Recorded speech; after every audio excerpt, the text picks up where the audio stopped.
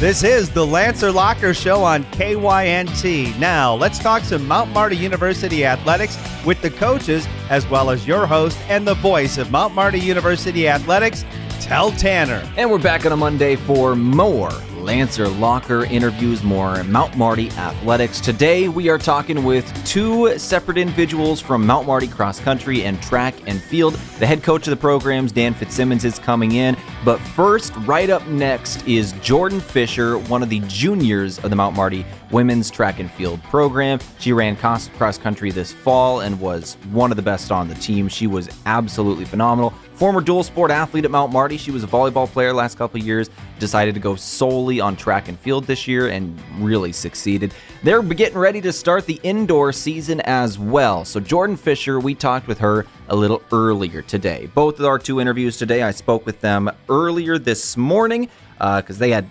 class, man. They got practice. They got class to get to. So we were able to get that in and done. Let's go ahead now and go over our week in review, some of the things in Lancer athletics that have happened in the last couple of days. First off, the Mount Marty track and field cross country programs once again finished up their season a few weeks ago. The indoor track and field season begins December 1st and 2nd. That is next Friday, Saturday, already up in Brookings, South Dakota. It'll be the SDSU Holiday Invitational and Multis. And then the NAIA Marathon Classic in Sacramento, California, coming up December 3rd. Jordyn Fischer qualified for that one, a few other Lancer athletes as well. We covered that with Coach Fitzsimmons, which will be up in a little bit. The Mount Marty men's and women's basketball programs both took the floor over the weekend. They were on the road at Morningside University, which is one of the toughest places to play in the GPAC year after year. Morningside did get a couple of wins. Morningside women won that game 103-59. Morningside men won the game 100-71. Both Lancer basketball teams are back in action tomorrow. This might be one of those situations where a quick turnaround is good after a tough loss. They get to get right back on the hardwood floor, which is a good thing. They got a game at Doane, which is a tough place to play.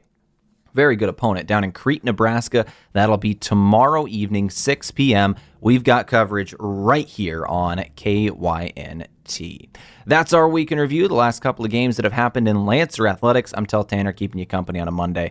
We're going to go ahead and take a break now. When we return, Jordyn Fischer in the booth. We spoke with her earlier today. Coach Fitzsimmons around the corner. I'm Tell Tanner. Thanks for tuning in to the Lancer Locker. We'll be back in a couple of minutes with Jordyn Fischer. We were founded on innovation and a passion to help our customers. This is Tiffany Tucson at Aztec in Yankton. We want our employees to thrive and succeed. Our core values are more than something we list on a wall. The team continues to grow. We have openings in a variety of departments. Sign-on bonuses, double overtime, immediate benefits like retirement, savings, paid holidays, bonus earnings, tuition reimbursements, and more. Build your career with the group that's built to connect from rock to road. Stop by 700 West 21st Street or apply at aztecjobs.com.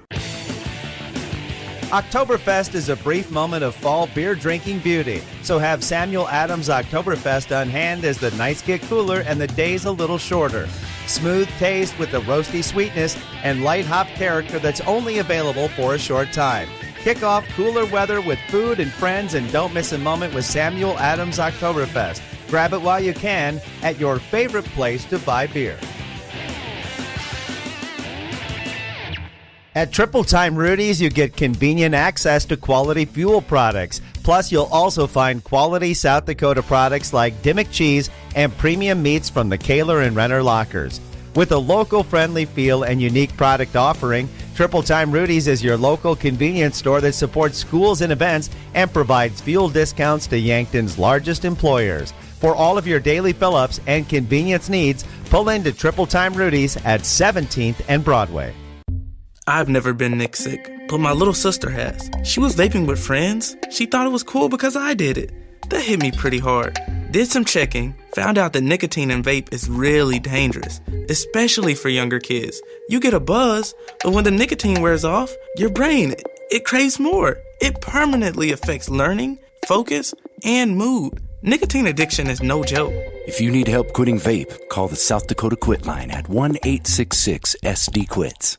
At Pizza Ranch, we want you to pick and choose. This is Annie from Yankton Pizza Ranch, and right now, our online carryout deal is pick and choose 2 or more of select items for just $7.99 each. Choose from a medium one-topping pizza, a medium cheesy ranch sticks, a single chicken fries, an 8-piece boneless wings, a chocolate chip cookie, a small cactus bread, or 4 20-ounce beverages. Carry these out, and your dinner is done. Pick and choose at pizzaranch.com. When you need to be sure, make it SureCo. Smart Trailer from SureCo is still the most complete line of electric accessories for your grain trailer. Smart accessories such as the 4500 Series HD electric tarp, Pro Trap, and Auto Trap electric hopper doors, and the Drive Max Auger Drive Kit from SureCo both offer convenience and peace of mind for operators. When only the best will do, give us a call at 1-800-474-8756 or find us online at sureco.com. Make it SureCo. All right, back here on the Lancer Locker, I'm Tel Tanner, keeping you company on a Monday afternoon. Sitting here now with Jordyn Fischer for Mount Marty Cross Country, Track and Field, just an all-around runner for Mount Marty University. Jordyn, thank you for coming in and talking with me today. Hi, thank you for having me. Yeah, absolutely. I wanted to talk a little bit about you, obviously on the track and off the track as well. First off, tell me about the cross-country season. It just ended. Your junior year is done. You got 1 year left. How's everything going so far for you? It's going really great. I ended this season on a very high note, a PR time as the top runner for the cross-country team, and just all the success that we had as a team in general. And I'm excited for this upcoming marathon that I am preparing for. So it's always nice to hit the PRs right at the end of the season. You get to end on that high note. Did you have any goals going into the season that you met throughout the year, team goals or personal? A big goal for myself individually was to just trust the process, especially the courses are always different, and I can never control the weather or anything like that. And I guess I just wanted to finish each race knowing that I gave it my all and that I was always at the finish line waiting for my teammates and cheering them on as well. Well, we only had one blizzard this fall, so that's got to be nice. The weather was decent. Yes, it was. You got the indoor field house. When did that blizzard come? Did you have a meet when that happened? I don't remember. It was a while ago now. No. No? Well, that's good. You avoided it then. Yes. So the cross-country season was pretty good. Now we go to indoor, so you're going to be making that switch. We'll talk about that in a minute. First off, I want to talk about your hometown. You're from Beersford, and you decided to come to Mount Marty. Tell me about your hometown and the decision to come to Mount Marty.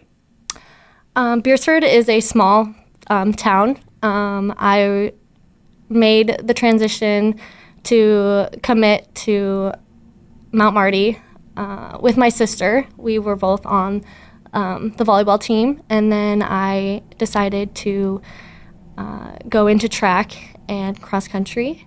And I just liked the Yankton community. I liked the small campus, just the atmosphere of it, the professors, and it just felt it was close to home, and it just felt like the right fit for me. So you had a coaching change as well while you were here. What was it like going from Coach Fischer to Coach Fitzsimmons? It definitely was a big change, especially whether it be as a coach or just the workouts in general. I had to get used to it a lot, but I think that's a main thing that as an athlete or just a person in general, especially in life, you have to be uncomfortable in the moment and just adapt to it, and it's all a learning opportunity. And you're hitting PRs, so whatever you're doing, it seems to be working. Yes. That's a good thing. Talk about Mount Marty now. What's your major? My major is exercise science, and I am minoring in writing. So what do you want to do with it? I would like to go more in the aspect of strength and conditioning coach. I would love to just be a coach for either running or volleyball. And the writing part of it, I would like to focus on the mental health of athletes and incorporate that into the physical abilities of athletes as well. So lots to talk about there. Let's start it off with the major in terms of the exercise science major in post-graduation. Is there grad school in your future, or is there kind of trying to become a coach right away? What's the plan? You still got another year, so I know I'm asking ahead of time. But Yeah. It's kind of undecided at this moment, but I mean, more schooling is definitely in my future. I would love to get into the coaching right away. I have some experience with it right now at the Summit Center here in Yankton, or just back home at my Beersford school. So. Now let's talk about your writing minor. I noticed you've been writing some articles for Mount Marty already. There was one released just a couple days ago, I believe. Yep. Can you tell me about that one? Is the magic side of Mount Marty? That piece I wrote, it was titled The Creativity and Magic, and it was about Bill Miller, the president, or vice president for Mount Marty. And he is just kind of, a side hobby is doing magic. And I guess recently I kind of found out that I enjoyed writing, so I just kind of really stuck with it. I normally don't write about other people. It's normally about running and all of that, but I just attempted to try something new, and it got published, and my professor really liked it, and I have a couple other writing pieces that will be coming out here shortly, whether it be about the life of a twin or hopefully a couple running pieces that I've currently written about. And you said this is for a class, right? Yes. What's the class? I've taken many writing classes, but the one I'm currently in right now is writing nonfiction and fiction. All right. No, I really love, obviously we're doing an interview right now, so I love looking at the stories underneath and figuring out what is more to an athlete or to a vice president or anybody. So I wanted to talk about this writing stuff for you. As it goes forward, do you like finding those stories of talking to people, figuring out what else is there? Absolutely. I think it's great that we can just expand on athletes' abilities. I prefer to write a lot about that, especially since performance, it's not all about performance and stuff. And I think a lot of people miss that aspect of it, like the training aspect of it, and how people always see the success rather than what they went through, because there's so many failures and life lessons that come through the process of everything. Let's go ahead and talk about on the track now and some of your athletic abilities in terms of a runner itself. One of the things that I feel like a lot of people don't understand about distance runners at the college level is the amount of mileage y'all get in throughout a season. It is insane in the cross country. So walk me through a typical week during the season. What is kind of the amount of training you go through or the number of miles you run? Yeah. So right now, I've been trying to hit 40 miles a week, which is quite a bit, and it's only increasing from there. But with a couple weeks left until this marathon, we've been kind of just tapering it a little bit. But usually we do early morning workouts and then afternoon practices, which are just kind of easy runs. And easy run is 4 miles, which doesn't seem like it, but it is. And then Tuesdays, usually we incorporate at least 1 to 2 speed training, whether it be 24 200s. So yeah, it's a lot. It takes definitely a toll on your body, that's for sure. So yeah, but we help each other through it, and we have great athletic trainers on campus, and we always are communicative with coach about how we're feeling, whether it be soreness or aches and pains. So it's got to be important for sure. But as you talk about these 40 miles in a week, does that a lot of it come to like during practice, coach is telling you, all right, we're running this today? Or is it a lot of it he tells you, you got to get this in on your own, go do it? How does it work? It could be both.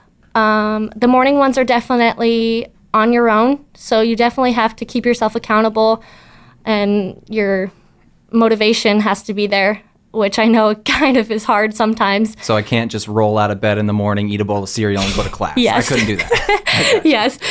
But what about muffins? Could I have a muffin then go to class, or do I still got to get a run in? I'd say you got to get your run in first. So, yeah, but it's a challenge, that's for sure. But it's definitely worth it in the end, in the long run. Absolutely, and especially with your seeing PRs, obviously. Mm-hmm. So can we talk about that last race of the season? Walk me through kind of what happened there and how the really cross-country races work for those who haven't been to one. So when we get there, we get everything set up. We do our 5-minute warm-up as a team. We do our dynamic stretching and everything. And then Coach kind of talks to us a little bit, gives us kind of our what he expects from each of us or just as a team. And then we get on the line. And when that gun goes off, you get out there and you go. The last meet for us was at Briar Cliff. It was a pretty flat course, so that was very nice. Hills are definitely something that can be a struggle to get over, but through, you just kind of maintain a pace and kind of tuck in with some girls and get through it. And when you cross the finish line, it's a great feeling. Jordyn, thank you very much for coming in and talking with me today. I really appreciate the time you spent. Make sure you have a good Monday, and we'll talk with you a little later, all right? Thank you. This is the Lancer Locker on KYNT. Let's take a break, come back with the head coach of the program, Dan Fitzsimmons, in a couple of minutes. Avera Sacred Heart Hospital in Yankton addresses back pain and the underlying conditions with local cutting-edge spine surgery. Our surgeons use the latest technology to perform a variety of minimally invasive procedures of the upper and lower spine, helping you get back to living a more pain-free life. Learn more about our spine services by visiting us on the Avera Sacred Heart page on avera.org. Wellness should feel good and taste good. That's why Alani Nu offers a range of delicious energy drinks to support your goals while bringing bright, bold flavors to your daily routine. Whether you want to hit your last rep, beat the competition, or simply balance your hormones, do it all with an Alani Nu energy drink in hand, promising to increase physical performance and boost focus with just 10 calories and no sugar or gluten. Alani Nu energy drinks are a healthy way to fuel your fun. Stock up today. This is Brandon from Lewis & Clark Ford. Picture this. It's football season and time to tailgate. You pull up in your new F-150 from Lewis & Clark Ford and drop that tailgate with a smile that screams, "I know what I'm doing." Take advantage of up to $8,000 off an F-150 today from Lewis & Clark Ford and tailgate with a smile. Lewis & Clark Ford, a proud sponsor of Mount Marty Athletics. Lewis & Clark Ford Lincoln, 4th and Capitol Yankton, lewisandclarkford.com. Beef, pork, seafood, poultry, and more. All at the Meat Lodge in Yankton. Get top quality meats at great prices. They have specialty items like lamb, brisket, mahi-mahi, crab legs, and lobster. They even have non-meat options like Dimmick cheese, pickled items, seasonings, and sauces. For your convenience, you can call and order curbside pickup or order online at meatlodge.com. The Meat Lodge in Yankton, on the way to the lake on Highway 52. Chuck is a Runza French fry superfan. Can't get enough of them. Is it the crinkly goodness? Kinda. Is it the way the crinkles on the fry expertly hold the Runza Ranch? Yeah. Is it the fact that Runza Kringle fries look like tiny accordions? Once you see it, you can't unsee it. It makes me so happy. You're not wrong, Chuck. Because from the way we make it to the way it makes you feel, Runza makes it all better. Runza, 3206 Broadway Avenue. Most of us have an idea about the type of home we want to live in, a decorative vision. Whether it's a traditional residence inspired by a specific period, or a minimalist model of function and efficiency, or a cool boho pad filled with plant life and earthy decor, you deserve to have the home you want. And at Slumberland, we want to help you achieve it. Live in the home you dream about. See us at Slumberland in Yankton, 2401 Broadway.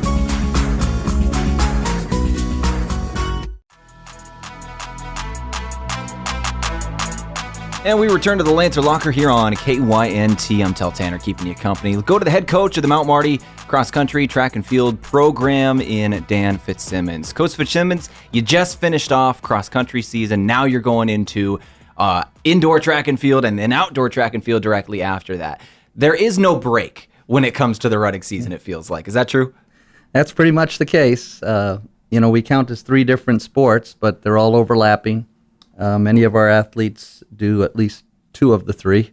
Most all of them, will compete indoor and outdoor. And then, of course, you have your distance runners who do all 3 seasons. So no not a lot of rest for the wicked.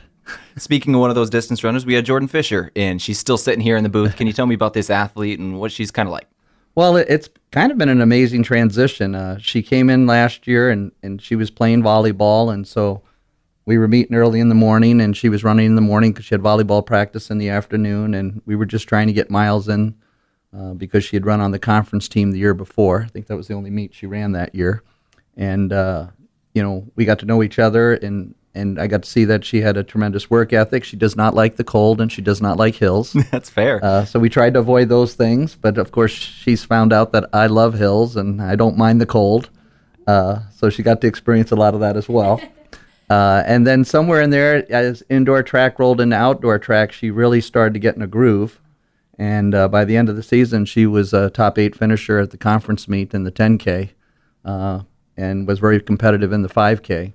And so all of a sudden, she was one of the top runners in the GPAC. And she decided to not do volleyball this year, which was nice because then we didn't have to get up quite as early.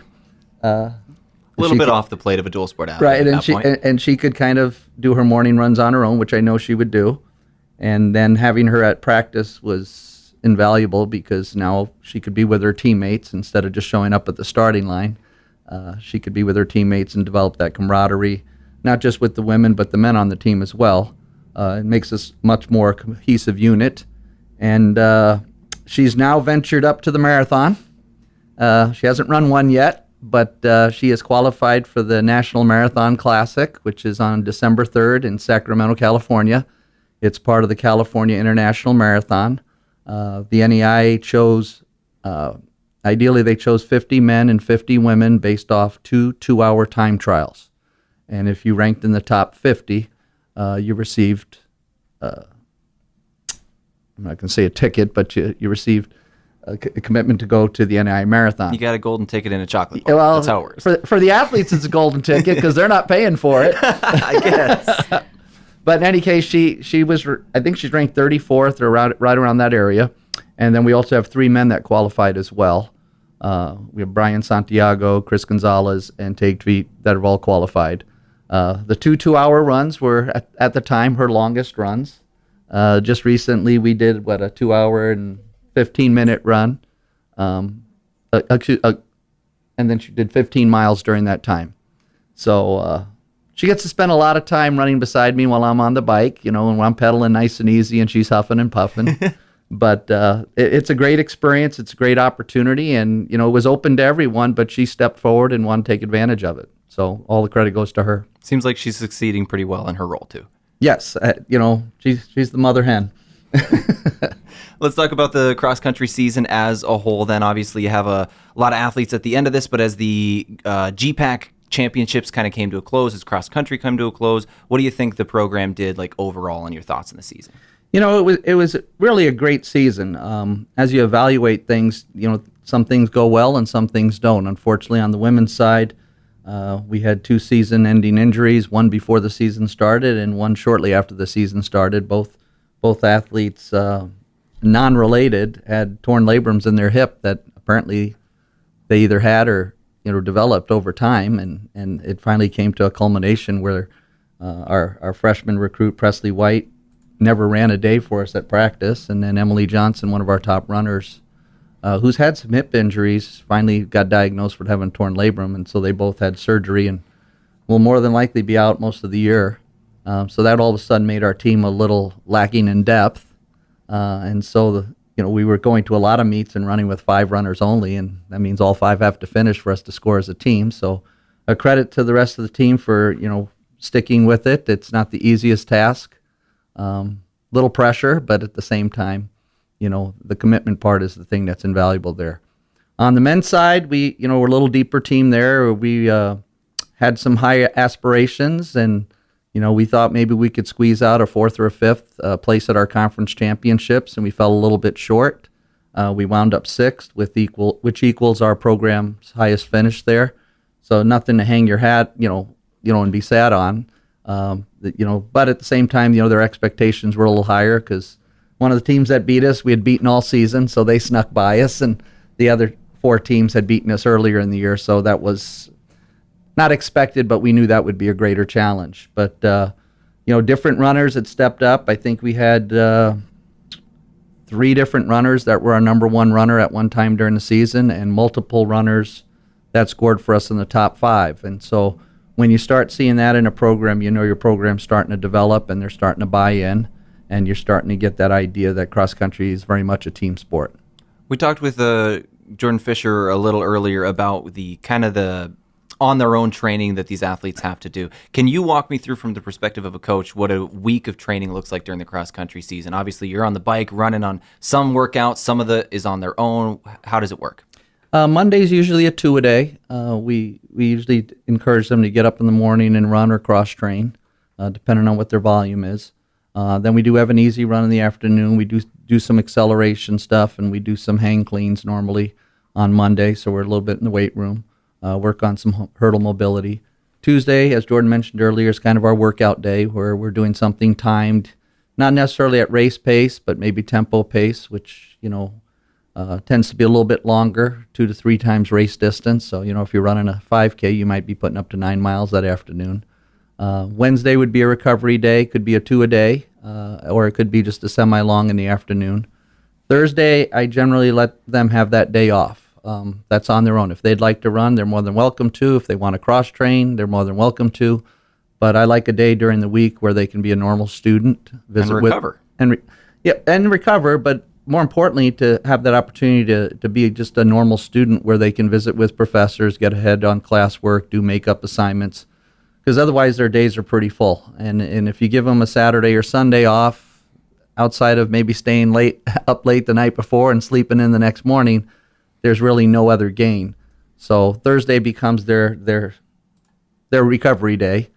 Friday we'll come back with a similar day like Monday if we don't have a meet that weekend. Otherwise it would be a pre-meet, and then we would have our competitions on Saturday, followed by Sunday, which is our long run, which kind of sets the table for the week.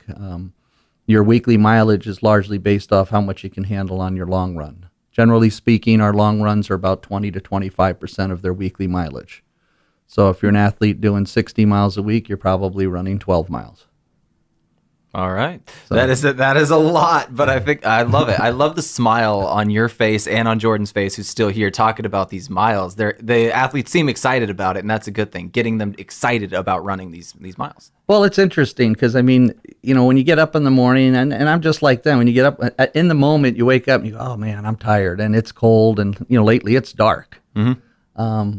But then they all show up on Sunday, and we go out for our long run, and we did it, instead of doing miles, we did minutes on Sunday, and we said 75 minutes to 90 minutes, and it was just amazing. We were out, we ran across the bridge, we went down on Paddle Wheel Point, I took a crew out along the Jim River Trail, ran into Father Lacey. It's just amazing early in the morning, the things you see, the peacefulness, the lack of wind usually. And then by the time it's 9:30, we're done. We're done for the day, and they're wide awake, and they feel like they have a sense of accomplishment. And I hope they can go back to their apartment or dorm room and just relax and enjoy the rest of the day and not have a run or a workout hanging over their head. Plus, it allows them to recover because our next workout is until 3:30 Monday afternoon. Coach, as you end cross-country season, now you have a pretty quick flip as you go to indoor track and field season. Obviously, you've got some athletes that are going to be competing in, obviously, NAI marathons. You got the SDSU Holiday Invitational coming up on December 1st. What is the turn? What is the switch like from cross-country to indoor track and field? Well, for the fall track athletes, there's no switch at all. They've been training since September, so they're anxious. They've been doing all this training with no races, so... Mm-hmm. For them, it's just kind of a culmination of all fall's training and seeing where they're at going into Christmas. And then, hopefully we have some good performances and can build off that when they come back in January. But for those kids, it's not a big adjustment. They're waiting for this. This is what they've been training all these months for. For the distance athletes, it's kind of a combination of two. Some are anxious. Some need a little recovery. Some don't know what to think because, most of them in high school didn't have indoor track. So this is like, wow, weird. Normally I had 4 months off and then I ran track in the spring. And now all of a sudden I've got a track meet, coming up December 1st and 2nd, and away we go. So it's a little bit of an emotional roller coaster because, for some athletes that are real fired up, you got to maybe tone them down a little bit because, at the end of the day, we want them all better in May. What we do in December doesn't necessarily dictate what we do in May. But it is a stepping stone, so nevertheless, it's important. Like I tell them, we wouldn't put a meet on our schedule if we didn't think it was important. But it's not an end-all. So it's just kind of mixing bag results of just kind of figuring out what athletes need to be motivated and get going for this early season, and others kind of go through the motions for a little while and until it gets time to that, for that GPAC indoor and getting ready for outdoor. Well, Coach Fitzsimmons, thank you very much for coming in today. Do you have any final thoughts going into indoor and kind of the end of the cross-country season? Well, we're excited. I mean, it's going to be an exciting weekend. It's unfortunate that I won't be at the track meet because I'll be out in California with the marathoners, but it's really exciting to think that we'll have kids maybe set some national qualifying marks up in Brookings on that weekend, and we'll be having some athletes run for a national championship in the marathon out in California, and hopefully we'll have some good stories to tell from both events, and then we go into the next weekend, have another meet as well. We did have a schedule change. Instead of going to Dakota Wesleyan, we're going to go to Concordia the following weekend. And so we'll have 2 meets before Christmas, and, after that second meet, it's finals week, and away they go, but we'll know a little bit about what our team's made of and what we need to work on come the new year. It's an exciting time. Yeah, thanks. Thanks for coming in, Coach. I appreciate you. This is the Lancer Locker on KYNT. Take another final break. We'll come back, wrap things up after this. It's a Monday. I'm Tel Tanner. Looking for the perfect meal that hits the spot every time? Look no further than Boss's Pizza and Chicken. At Boss's Pizza and Chicken, they're serving up piping hot, mouth-watering pizzas with all of your favorite toppings. And that's not all. The crispy roasted chicken is a taste sensation that will keep you coming back for more. Whether you're dining in with family and friends or enjoying a night in, order Boss's Pizza and Chicken of Yankton, where every bite is a moment of pure satisfaction. As a proud community bank, Core Trust delivers more than just checking and savings accounts. We invest in the cities and towns where we live and work by volunteering to coach youth sports teams, supporting local charities and the arts with our time and resources. Whether we live in a rural town in South Dakota or a suburban city in Minnesota, it's a place we call home. Core Trust Bank. Raise your expectations. Member FDIC. No profession requires a broader range of skills and sense than farming. Being self-sufficient is critical, and so is knowing when to lean on experts. If adding acres to your operation or refinancing debt is part of your plan, Dakota Mac can help you get there. We provide long-term, fixed-rate loans for ag real estate. You owe it to yourself to learn how Dakota Mac can benefit your operation. Hi, it's Jeff Wolfgram from Dakota Mac. Call us at 800-682-4578 to learn how Dakota Mac products can work for you. Powerful changes occur when people unite. At United Way of Greater Yankton, we unite people to activate positive change and to make lives better. Help us build a brighter future for all through access to healthcare, basic needs, a good education, and financial stability. Learn more about United Way of Greater Yankton, our mission, our programs, and how you can help online at yanktonyunitedway.org. Together, united, we are building a brighter future for all. It's day one of your new career. Parker of Yankton has immediate openings for material handlers, machine operators, and setups for both day and night shifts. Along with a full benefits package beginning your first day on the job, Parker is offering a second shift pay differential of $235 plus a $1,000 retention bonus. Paid vacation, sick leave, 13 paid holidays, medical, dental, vision, supplemental, and paid life insurance all begin day one. Quarterly profit sharing and a 5% matching 401k plan, fully vested on day one. Apply now at parker.com. Parker, engineering your success. Moving is hard work. This is Deb Speck from Vision Real Estate, and I'd like to show you how I can make moving a little easier. From staging your home, providing moving boxes, and the use of our enclosed courtesy trailer, to the behind-the-scenes marketing, attention to detail, you can rest easy knowing you have an experienced professional working for you. Call me, Deb Speck, at 605-664-5555. And we return to the Lancer Locker on KYNT for the final time on a Monday. I'm Tel Tanner, keeping you company. We just spoke with a couple of representatives of Mount Marty runners, since there's 3 different sports that Coach Fitzsimmons is the head coach of, and Jordyn Fischer, who joined us as well. It was good to meet her. Very special athlete at Mount Marty. She's got a bright future, and I love the writing that she's been putting out as well. If y'all haven't checked out that story yet, make sure you go do so. The story that she wrote, it's on Mount Marty University website as well as their socials. You can find it there. It's pretty cool, the stories that those classes are being able to write. I always love finding the stories underneath athletes as well as pretty much anybody else. Hers was on an administrator who does magic.